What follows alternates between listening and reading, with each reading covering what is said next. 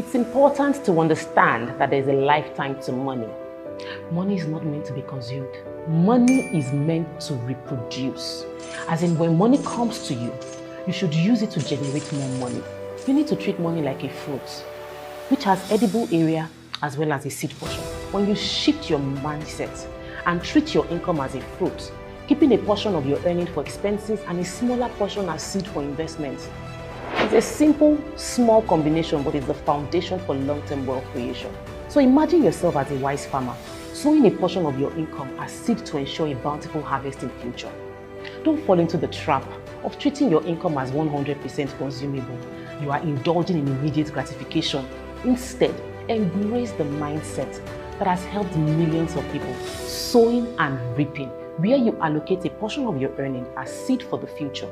This simple shift in thinking is what separates the wealthy from the rest. Unlock that potential of your income today. No matter how small you think it is, start nurturing your precious seed today.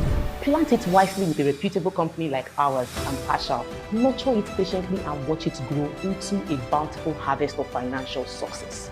The power to transform your future lies in your hands. Sow the seed of wealth today, and in all you do, keep growing.